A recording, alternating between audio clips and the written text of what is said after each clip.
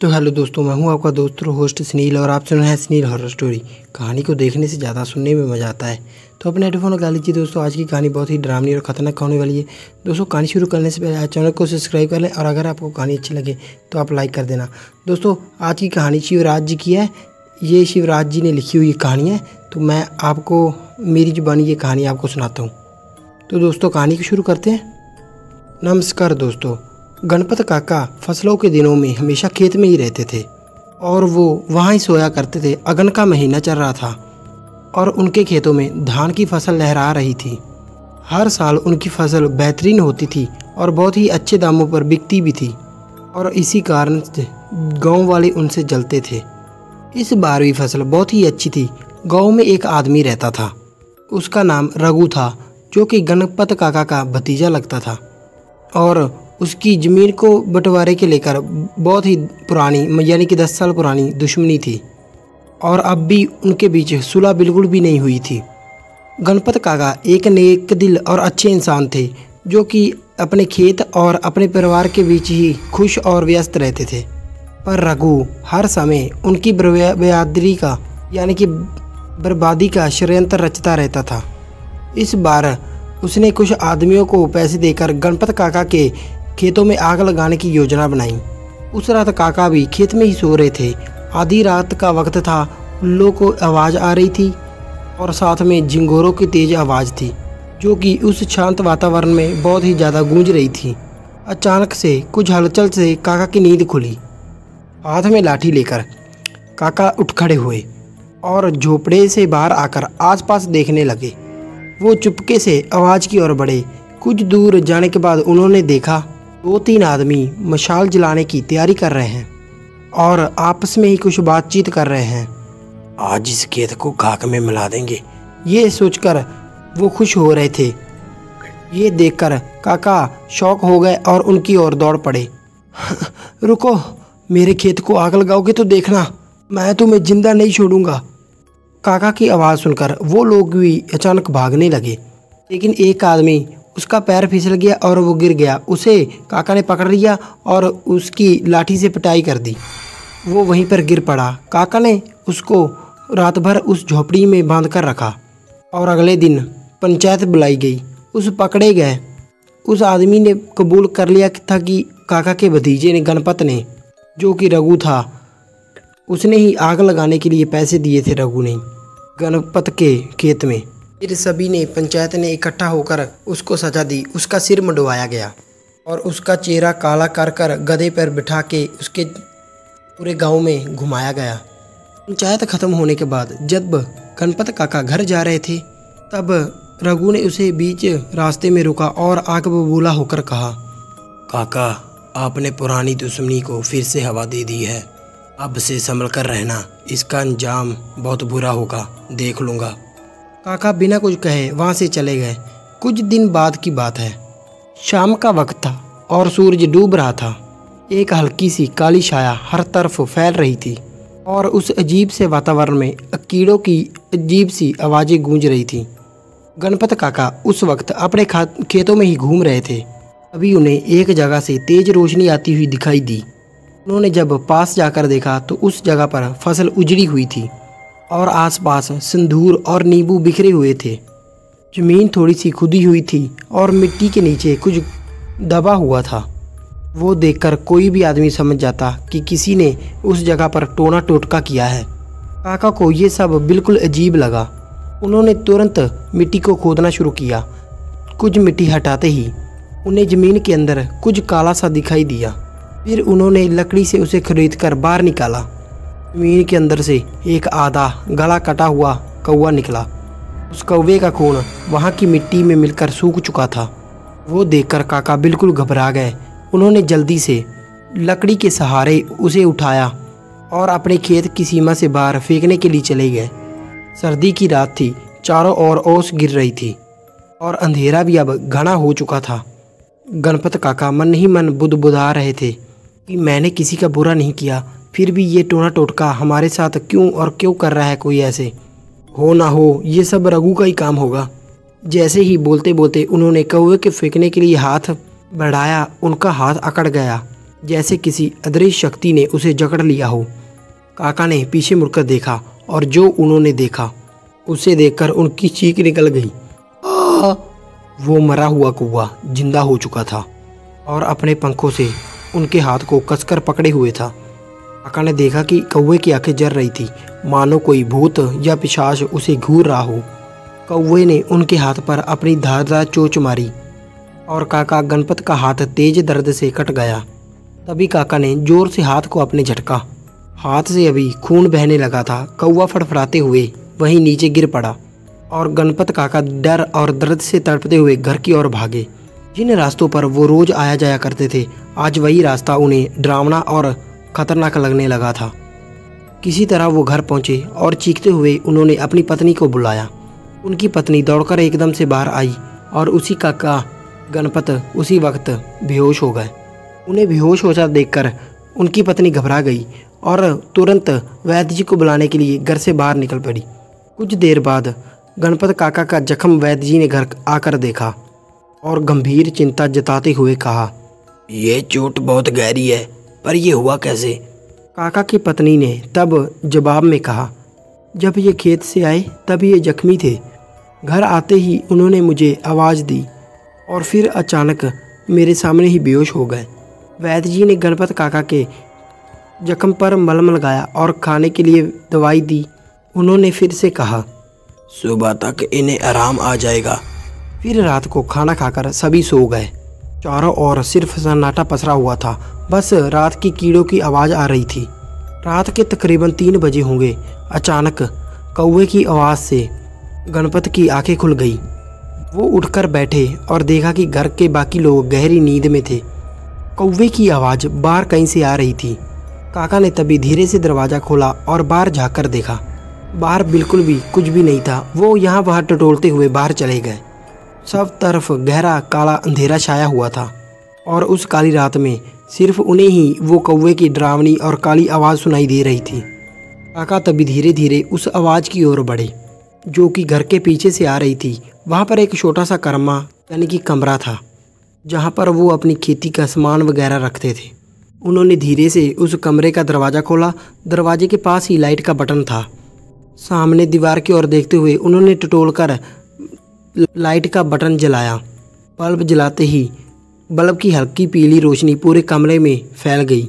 उस पीली रोशनी में उन्होंने देखा कमरे के कोने में एक दीवार के पास एक भयानक शक्ल वाली काली परछाई सटक कर खड़ी थी और वही परछाई कौवे की आवाज़ रिकार रही थी। जैसे ही गणपत काका ने उस परछाई को देखा, वो परछाई कौवे का रूप लेकर वहाँ से गायब हो गई। काका का पूरा शरीर अब सुन्न पड़ चुका था। वो कांपते हुए भागते हुए घर पर आ गए और अपने कमरे का दरवाज़ा जोर से बंद कर लिया और कांपते हुए वो अंदर चले गए और अपनी बूढ़ी माँ को जगाने लगे। माँ उठो ना। कड़ाके की सर्दी थी और जो गणपत काका की माँ, जो कि अब बहुत बूढ़ी हो चुकी थी, कंबल ओढ़े आराम से सो रही थी। पहले तो उनको अपने बेटे की आवाज़ सुनाई नहीं दी, लेकिन गणपत काका अपनी माँ को हिलाते रहे। घबराहट भरी आवाज़ में उन्होंने फिर से बोला, माँ उठो ना, मुझे बहुत डर लग रहा है। ये सुनकर उनकी माँ जाग गई और उठकर बैठ गई। क्या हुआ? हाँ, इतनी रात को क्यों जगा रहा है? क्या तुझे अब भी दर्द हो रहा है? माँ ने अपनी बूढ़ी आवाज़ में उससे पूछा। गणपत काका ने अपनी कांपती हुई आवाज़ में कहा, नहीं माँ, नहीं, मुझे बहुत डर लग रहा है। कल शाम मैंने एक खेत से कटा हुआ गले कौवा निकाला था। जब मैं उसे खेत से बाहर फेंकने गया, वो अचानक से जिंदा हो गया और उसने मेरे हाथ को जकड़ लिया। फिर वो फड़फड़ाता हुआ उड़कर हवा में कहीं गायब हो गया। माँ, उसने ही मेरे हाथ पर चोट मारी थी। उसी वजह से हाथ से खून निकलने लगा था और अब मैं सोया हुआ था और फिर मुझे उस कौवे की आवाज़ आई। बाहर गया तो ऐसा लगा कि जैसे मुझे कोई पुकार रहा हो। मैं बाहर गया तो देखा कि आवाज़ जहाँ पर खेतों का सारा सामान रखते हैं वहाँ से आ रही थी। वहाँ जाकर देखा तो कमरे के कोने में दीवार के पास एक काली परछाई सटी हुई थी। और मेरे देखते ही देखते वो परछाई कौवे का रूप लेकर कहीं गायब हो गई। माँ मुझे बहुत डर लग रहा है, मुझे बचा लो। माँ मेरे कोई पीछे पड़ा है, कोई भूत है माँ, वो मुझे मार डालेगा। गणपत काका की घबराई हुई हालत देखकर उनकी माँ भी घबरा गई और वो तुरंत अपनी बहू को जगाने के लिए दूसरे कमरे में चली गई। बहू जल्दी उठ, यहाँ आ मेरे साथ। गणपत काका की पत्नी सुशीला भी घबराकर उठकर बैठ गई। क्या हुआ माँ? अभी गणपत की माँ घबराकर बोली, जल्दी उठ, गणपत को कुछ हो गया है। इतना सुनते ही सुशीला दौड़ते हुए दूसरे कमरे में चली गई। उनका 11-10 साल का बेटा या 11 साल था, अभी सो रहा था। सुशीला ने गणपत का माथा छूकर देखा, उनका शरीर बुखार से तप रहा था। सुशीला और उनकी माँ ने गणपत को आराम से बिस्तर पर सुला दिया। गणपत ने कांपते हुए कहा, माँ हमारे पास रहो, मुझे अकेला मत छोड़ो। और तभी सुशीला ने कहा, मैं भी यहीं बैठती हूँ। उस पूरी रात गणपत काका दर्द और डर से कांपते रहे और तड़पते रहे। रात भर डर के मारे कोई भी सो नहीं पाया। अगली सुबह गणपत काका घर के एक कोने में दुबककर बैठ गए और पागलों की तरह बड़बड़ाने लगे। उनकी ये हालत देखकर सुशीला फिर से वैद्य जी को बुलाकर ले आई, लेकिन उनकी दवाओं का कोई भी असर गणपत पर बिल्कुल भी नहीं हो रहा था। उसी बीच पूरे गांव में खबर फैल गई। गांव के कुछ लोग भी उन्हें देखने आ गए। उनमें से एक बुजुर्ग ने काका की हालत देखकर कहा, इस बार किसी ऊपरी शक्ति का साया है, आप किसी पुजारी या तांत्रिक को दिखाइए। शीला इतना सुनते तुरंत ही पुजारी के पास गांव के चली गई और उन्होंने अपने पति के साथ हुई सारी बात बताई। सारी बात सुनने के बाद पुजारी जी ने आसन लगाया। कुछ देर साधना कर ध्यान लगाकर उन्होंने कहा, ये बहुत डरावनी चीज़ है, गणपत पर टोना टोटका किया गया है, पर ये जो कुछ भी चीज़ है बहुत ही शक्तिशाली है। इसका असर मैं तो नहीं हटा पाऊंगा, इसके लिए मेरे बड़े गुरुजी को आना पड़ेगा। सुशीला रोते हुए उनके सामने हाथ जोड़कर गिड़गिड़ाने लगी, पुजारी जी कुछ भी कीजिए, लेकिन गुरुजी को ले आइए। पुजारी जी ने कैलेंडर की ओर देखकर कहा, वो दूसरे गांव में रहते हैं और वो तीर्थ यात्रा पर गए हुए हैं, 2 दिन बाद ही आना होगा। ये सुनकर सुशीला घबराकर बोली, पुजारी जी आप कुछ कीजिए ना, किसी तरह मेरे पति को ठीक कर दीजिए ना। पुजारी जी ने अपने पास से कुछ पात्र के पत्ते उठाकर कहा, 2 दिन के लिए मैंने गणपत को तुलसी के पत्ते और देवी जी के चरणों में अर्पित किए गए फूल और ताबीज दूंगा। तुलसी का पानी उसे पिलाते रहिए और ताबीज को देवी का नाम लेकर उनके गले में डाल देना। भगवान ने चाहा तो जल्दी ही सब कुछ ठीक हो जाएगा। आप अपने चिंता मुक्त होकर घर जाइए, मैं अपने बेटे के हाथ इन सब चीज़ों को भिजवा देता हूँ। उसी दिन देवी के चरणों में डाले हुए फूल और अबाती पत्ते से उन्होंने एक तावीज बनाया और फिर वो बनाकर गणपत के घर भिजवा दिया। और उन्होंने ये भी संदेश भेजा कि मैं गुरुजी को लेकर और 2 दिन बाद आ जाऊंगा। तो शीला ने पुजारी जी के बताए अनुसार अपने पति के गले में वो लाकुट धारण कर दिया और साथ में तुलसी का पानी पिलाया। थोड़ी देर बाद गणपत काका का बुखार कुछ कम हुआ और वो फिर चैन से सो गए। वो रात उनके परिवार के लिए थोड़ी राहत भरी रात थी। अगले दिन शाम तक तो सब कुछ ठीक रहा, पर जैसे ही सूरज ढलना शुरू हुआ, गणपत काका के शरीर में एक तेज दर्द उठा और वो चिल्लाने लगे। सुशीला ने उसे फिर से तुलसी का पानी पिलाया, लेकिन आज इसका कोई भी असर नहीं हो रहा था। रात गहराती जा रही थी और गणपत काका दर्द से झटपटा रहे थे। उनके तड़पने की और कहराने की आवाज़ सुनकर घर के सभी लोग घबराए हुए थे। रात के तकरीबन 1 से 1:30 बजे होंगे। अचानक गणपत काका जोर से चीख पड़े, वो आ गया माँ, वो आ गया, वो मुझे अपने साथ ले जाएगा। तभी अचानक उनके घर की टीन की छत पर जोर से कूद पड़ा और पूरे घर में भारी कदमों की आवाज़ें गूंजने लगीं। गणपत काका की हालत देखकर अब उनके परिवार के लोग भी डर के मारे सहम गए थे। खिड़की तेज हवा से अचानक से खुल गई और वहाँ पर एक काला कौवा आकर बैठ गया। कुछ देर वो वहाँ पर बैठा रहा और देखते ही देखते कौवा काली परछाई में बदल गया और वो गणपत काका के घर के अंदर मंडराने लगा। गणपत काका डर के मारे चीख रहे थे, दर्द से तड़प रहे थे, कराह रहे थे। घर के सभी लोग डरे। एक कोने में बैठे थे घर के सभी लोग। उनकी माँ जोर जोर से भगवान का नाम जप रही थी।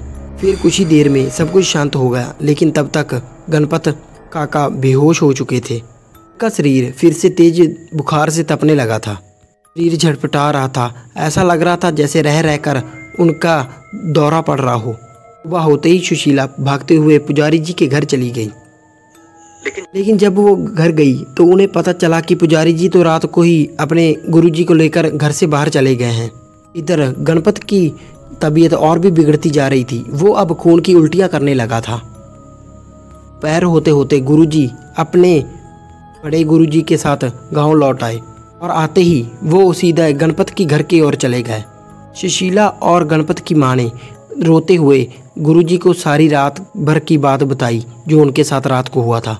गुरुजी ने तभी गणपत का हाथ पकड़ा और ध्यान लगाया और थोड़ी देर बाद अपनी आंखें खोलकर कहा, इस पर टोना टोटका किया गया है। इसे हटाने के लिए मुझे यहाँ हवन करना होगा। मैं तुम्हें जो सामग्री बता रहा हूँ उसका जल्द से जल्द इंतजाम करो। शाम होते होते हवन की सारी सामग्री इकट्ठी कर ली गई, लेकिन गणपत काका अभी भी बेहोश पड़े थे। बहुत नाजुक। थका हुआ शरीर बिल्कुल बेजान पड़ा था और रह रहकर उनको उनकी उल्टी और झपटपटाने लग जाता। ऐसा लग रहा था जैसे उनके अंदर ही अंदर किसी ताकत से लड़ाई चल रही हो।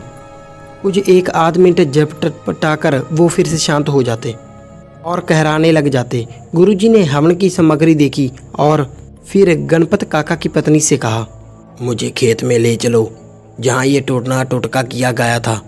गांव के कुछ लोग गुरुजी को उस जगह पर लेकर चले गए। गुरुजी ने अपनी मंत्र शक्ति से वो जगह बिल्कुल खोज निकाली जहाँ पर ये टोना किया गया था और वहाँ बैठकर हवन की तैयारी शुरू की। अब तैयारी होने के बाद वहाँ पर जहाँ पर कौवा मरा हुआ था उसकी काली मिट्टी उठाकर हवन शुरू किया। फिर वो अपने शरीर को झुलाते हुए जोर जोर से मंत्र बोलने लग गए। टोने का असर गणपत के शरीर से निकालने के लिए गणपत को यहाँ लगाना पड़ेगा। तभी गांव के कुछ लोग दौड़ गए, गणपत को यहाँ ले आने के लिए उसके घर चले गए। गणपत काका बेहोशी की हालत में अब भी बिल्कुल तड़प रहे थे और बार बार खून की उल्टियाँ कर रहे थे। किसी तरह उन्हें खेत तक लेकर आ गए गाँव वाले और वहाँ लाकर गणपत को गुरुजी के पास बिठा दिया गया। तब गुरुजी ने गाँव वालों से कहा, अब तुम सब यहाँ से दूर जाकर कहीं पर छुप जाओ और जब तक मेरा काम खत्म नहीं हो जाता कोई भी इस जगह के पास नहीं आएगा। जो कुछ देखना है, जो कुछ सुनना है वो दूर से ही। और तभी एक एक कर कर वो सब वहाँ से दूर हट गए सभी लोग। रात अब घनी हो चुकी थी, चारों तरफ घना अंधेरा और कीड़ों की आवाज़ें गूंज रही थी। गणपत एक तरफ फिर बेसुध पड़े थे और गुरुजी भी लगातार हवन में मंत्रों के जाप कर रहे थे। तभी अचानक सबने दूर से कौवे की आवाज़ सुनी। कुछ देर बाद कई सारे कौवे उनके ऊपर मंडराने लग गए और कऊ कऊ करने लग गए। उन सबके बीच एक कौवा था जो जोर जोर से आवाज़ कर रहा था। उड़ते हुए थोड़ा नीचे उतर आया और फिर गणपत काका के शरीर के पास से मंडराने लगा। धीरे धीरे वो कौवा एक काला साया बन गया और फिर गणपत के शरीर में समा गया। जो गणपत काका अब बेजान से पड़े थे वो अचानक उठकर एकदम से बैठ गए। उनकी आंखें अब सफ़ेद हो चुकी थी और चेहरे पर एक डरावनी और मुस्कान और ख़तरनाक मुस्कान थी। वो अजीब ढंग से हंसते हुए और अजीबोगरीब से ढंग से चलने लगे। वो उसकी हंसी इतनी भयानक थी कि वहाँ पर छुपे हुए गांव वालों की तो रूह तक कांप गई। इतने में गुरुजी ने उसका हाथ पकड़कर जोर से उसे खींचा और उसे हवन के सामने बिठाया। वो काला साया गुरुजी को देखकर हंसने लगा। वो गुरुजी भी फिर जोर जोर से मंत्र पढ़ने लगे और धीरे धीरे गणपत काका की हंसी घुराहट में बदल गई।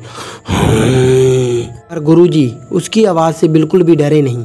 उन्होंने कसकर गणपत का हाथ पकड़कर रखा हुआ था। गणपत काका झपटपटाने लगे और झटपटाते हुए उन्होंने कहा, मुझे जाने दो, मुझे जाने दो। लेकिन गुरुजी ने अपना मंत्र पढ़ना जारी रखा और उसी के साथ उन्होंने उसके शरीर पर गंगा जल छिड़कना शुरू कर दिया। गणपत काका के अंदर की आत्मा अब चिल्लाने लग गई, मुझे जाने दो, मुझे जाने दो, मुझे जाने दो। मुझे यहाँ भेजा गया है, मुझे यहाँ भेजा गया है। मैं बस एक साधु हूँ, मुझे भेजने वाला कोई और है। गुरुजी ने हाथ को और कसकर दबाया। गणपत काका के अंदर छुपी काली परछाई अब कांपने लग गई और फिर कांपती हुई आवाज में उसने कहा, मुझे रघु ने भेजा है। उसने कौवे के अंदर मेरा प्रवेश कराकर मुझे यहाँ भेजा था ताकि मैं इसे मार सकूं। अभी गुरुजी ने एक अंतिम मंत्र को समाप्त करते हुए उसे गुरुजी ने कहा, जा, मैं तुझे मुक्त करता हूँ। चला जा जहाँ से तू आया है, अपने मालिक के पास चला जा जिसने तुझे यहाँ पर भेजा है। उसी पल गुरुजी ने मंत्र बल से उस आत्मा को रघु के पास भेज दिया। गणपत का शरीर थरथराते हुए एकदम से शांत हो गया। एक पल गुरुजी की ओर गणपत ने थकी हुई आंखों से देखा और फिर वो वहीं गिर पड़ा। गांव वाले गणपत को उठाकर उसको उसके घर ले गए। घर जाने के कुछ 1 घंटे बाद गणपत काका को होश आ गया, लेकिन उसी रात गांव की पास वाली झील में आधा गला कटी हुई लाश मिली जो पानी के ऊपर तैर रही थी। गांव के लोग उसकी लाश देखकर सिर उठे, क्योंकि जो टोना टोटका रघु ने अपने काका को मारने के लिए किया था वो अब उसी पर उल्ट पड़ा था। दोस्तों, बुरी शक्तियों से खेलना कभी भी किसी के लिए सही नहीं होता और इसका अंत हमेशा ही भयानक होता है। जो जैसा करता है उसे वैसा ही फल मिलता है। तो दोस्तों, कैसी लगी आपको कहानी? लाइक शेयर कमेंट करके ज़रूर बताना और चैनल को जरूर सब्सक्राइब करना। कमेंट में बताना आपको कैसी लगी कहानी और तब तक के लिए धन्यवाद।